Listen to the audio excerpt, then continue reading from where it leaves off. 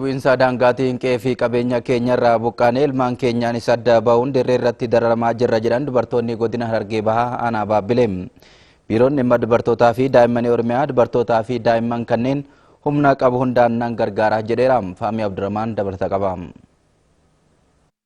Godinni Harargee Bahaa Fiinxee Baha Oromiyaatti argamam. Aanaalee 20 qabu keessaa 9 mootummaa naannoo Somaalee Itoophiyaa waliin kallattii wal daangeessam. Ollummaa gaarii bira darbee gaafii abbummaa gandoota aanaalee kanneenii waaraan furuuf bara 1997 sagalee uummataa kallattii riifereendamiin gaggeeffamee ture. Kanaanis falmiin gaafii gandootaa furmaata dhumaa argatee karaa nagaan addaan bahame. Ta'us garuu fedhii fi sagaleen uummataa hojiirra ooluu hanqachuun heerri mootummaa biyyattis kabajamuu dhabuun har'a waggoottan 12 booda walitti bu'iinsa maqaa daangaan uumamuun dhaabbileen tajaajila hawaasummaa cufamaa jiru.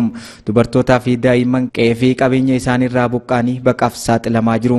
Dubartoota gidiraa kanaaf saaxilaman keessaa dubartoonni aanaa Baabbilee isaan tokko. Faffaca'anii nyaataa dhugaatii wallaallee mandara keenyarraa buqqaanii oguu uummata mandararraa buqqaasan qabeenyi isaanii hadiidatti sibiila maasasaatti nafne jechuudha. Wanni isaan qotee bulan kaayyate mana afaan afatanii jiru.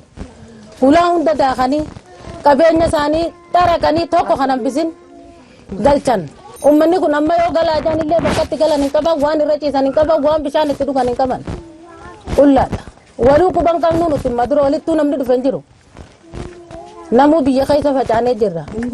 Egaa siin yaasteen godaansitee ilaa gaara mul'ataati jidduu namoonni keenya faca'ee dhiiraa dhalaadhaan xiqqaa guddaadhaan ka wajji dhalannee fi ka dhalle jidduu bakka isaan jiran addaan nu bittinneessanii qabeenya keenya saabanii asii godaansisanii jiran. Ilmaan kiyyammaa isaan afurii bakka tana jiranii beekan gargar isaanii fi hanga ba'e waliin bakka tana goranii. Lubbuun namaa qaaliin darbuun qabeenyi dafkanii horatan manca'uun mudannoo isaanii ta'uu himanii afataa fi uffata malee daa'imman waliin dirreerra ciisaa jirra. Kanaaf qaamni dhimmi ilaallatu rakkoo kana hubachuun akka dhaqqabuuf iyyatan. Roorroon tabaa'utti hin jettu qaamni dhimmi ilaalu qaceellatti waan kana furmaata daddafiyya nutti goota malee nuti jiruun teenya jirtu ammaatitti halkan beekaa bul dhiiroo ammarra amma yoomnu dhawan ammarra hoggamnu dhufan jennee hanqa barii hanqa golgolooytu gadumee hin asirra. Ilaa guyyaa meeqaa ilmaanii wal agarreen jiru qabeenya keenyaas bade galluus manni waan itti gallu hin qabnu nuti.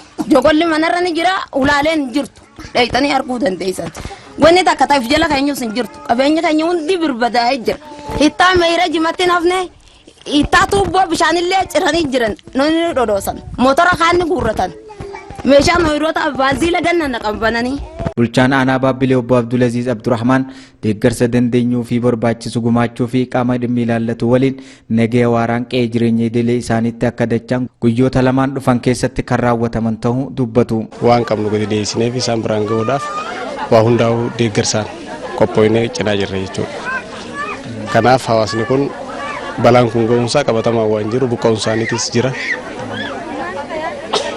Buqqa'insa kan ammaas iddoo isaaniitti nagayni waaraan argamee ifa abdatanii akka jiraatan qaama dhimma ilaallatu ka gubbaa fi jala jiru wajjininis marii fixnee iddoo isaaniitti irrattis akka deebi'uu danda'an qaamni adda addaa wabii isiniif taana jedhanii abdii kannaniif isaanii wajjinis abdiin kun abdii sirriitti jedhanii walii galanii guyyaa 2 fi 3 kana keessatti qe'ee isaanii keessatti deebi'anii akka argaman waliigaltee irra geenyee xumurree jirra jechuudha. Hooggantuun biiroo dhimma dubartootaa fi daa'imman Oromiyaa Aadde Aziizaa Abdii walitti bu'iinsa kanaan dubartoonnii fi daa'imman miidhamaa jiru.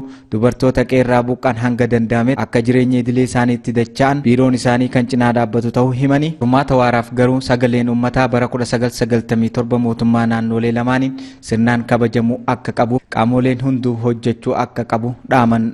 Qaamni dhimmi kun ilaallatu hundumtuu riifereendamiin bara 1997 gaggeeffame sun sirriitti gama keenyaanis gama Oromiyaatiin kabajamuu qaba. Uummanni Somaaliitis mootummaan naannoo Somaaliitis kabajuu qaba jechuudha. Kana yoon jedhu qaamni immoo gubbaarra jiru keessattuu federaal seera kan hojii hojimaata kan yookiin immoo sagalee uummataa kan hojiitti jijjiiruu keessatti gahee olaanaa qaba. Kana keessatti nus akka qaama mootummaa naannootti deeggarsa barbaachisaa ta'e immoo gochuudhaaf qophiidha. Godina Gujii aanaa Aagaa Waayyuu magaalaa Daawwaatti tajaajila ifaa waggaa tokko oliif adda cituun rakkoo as-dinagdeef saaxilamuu isaanii jiraattonni himaniiru. Humni ifaa Itoophiyaa Reejinii Kibbaa damee shaakkisoo ammoo rakkoo gama kanaan uumameef fala kaa'uuf hojjechaa jira jedheera.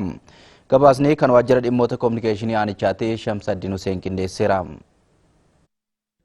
Godina Gujii aanaa Aagaa Waayyuu magaalaa Daawwaatti misooma ifaa babal'ateen uummatni fayyadamaa tureera. Wayitaammaa garuu utubaan ifaa dulloomee jijjiguun tajaajilli ifaa magaalichaa waggaa tokko oliif adda citeera. Waldaaleen hojiiwwan adda addaa irratti gurmaa'an akkasumas jiraattonni ifaan yeroo dheeraaf adda citee hafuusaan rakkoo hawaas dinagdeef saaxilamaa jiraachuu dubbatan. Lubbuun maatii magaala san keessa jirtu sababa ibsaa sanii muki nutti qaari'ee ibiddi nutti qabatee katamaan nurraa gubateettee sa'aatii 24 maatii magaala san keessa jiraattu hundinuu lubbuu eegataa jirti jecha. Dhiyeeffataa turree jirra wanni haga ammaa deebii itti kenname tokkollee hin jiru. Rakkoo isee qannuu waan ifaa wal qabatu hojjetuu hin dandeenyu waan kobbii amma kun rakkoon kobbii amma motora kaanyee motora nama itti farru jirra waan kobbii kana. Yoo xiqqaate maashiniin 4 nu jala gubateera. Maashiniin meeshaalee farnisherii ittiin hojjennu jechuudha. Kanarraa kan ka'e hojjetaa ana fakkaatu as keessa hojjetaa gara 6 ture amma ana walta hojjetaa 3 kan caalee jira. Rakkinni isaa ibsaan argamu. Rakkoon ifaa kun akka furmaata argatuuf qaama dhimmi ilaalu dubbisaa turanis falli hanga har'aatti akka hin argamnes bulchaan aanichaa obbo Galgaloo Oddoo himan. Guyyaa tokkoon dhufa bada torbaan tokko ol ta'a yeroo ji'atis turu jira jechuudha. Kun kanarraa ka'ee qaamottaan naannoo kanatti ibsee kanarratti tajaajila argachuu qaban tajaajila argachuu hin dandeenye jechuudha. Sababni isaa kana namoonni addatti bahee beekamu hin jiru. Kanaan wal qabatee garuu erga aanaan 16 hundeeffame irraa kaanee xalaa garaagaraa buufata asii hin qabnu diistirikii isaa asii damee isaa Shaakkisoo irraa qabna. Isaanis qaamaanis xalaadhaanis yeroo adda addaatti deebinee fala guutuu argachuu hin dandeenye gamma yoonaatti jechuudha. Mukkeen dullooman jijjiiruu fi tiraanisfoormara gubate bakka buusuun ifa adda citee ture hojjechuuf jedhan. Itti gaafatamaan tajaajila maamilaa humna ibsaa Itoophiyaa riijinii kibbaa damee Shaakkisoo obbo Mulaalam ጽጌ ትራንስፎርመሩ የሚላክበት ሁኔታ ተነግሮናል። ትራንስፎርመራ ብሮ ጅጅሩ irratti haalli mijachaa jiraachuu hubannoo qabna. Garuu ammas dabareedhaan iddoo barbaachisu hunda dhaqqabaa waan jiruuf kan ture. Poolii elektirikaan wal qabatee inni dura dhaabbate qulqullina hin qabu. Laftis gammoojjummaa waan qabuuf salphaatti dirmaan nyaatamee kufa. Nuti hojii suphaas ni hojjanna turre. Garuu jidduudhaan dhiyeessii irratti rakkoon nu qunnamee ture. Amma poolii ciccimoo aanaa sabbaa boruutii argannee dhiyeessuu eegalleerra. Fala furmaataafis hojjetamaa jira.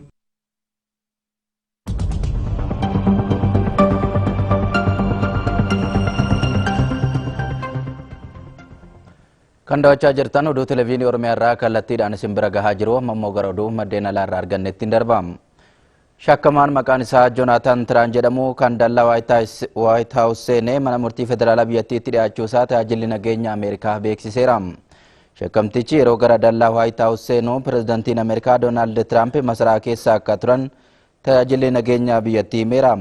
Shakkamaan jiraataa Kaalifoorniyaa ta'e kun humnoota nageenyaan to'annoo jala kan oole yoo ta'u Pirezidaantii Doonaald Tiraampis tajaajila nageenya biyyattii hojii isaaniif galateeffataniiru.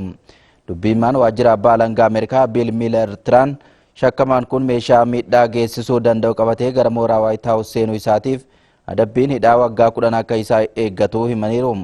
Joonaatan Tiraan gama isaatiin ani hiriyaa pirezidaantii Doonaald Tiraamp isaan waliinis beellaman qaba jechuu isaa qondaaltonni ibsaniiru kan gabaase Rooyitersiin.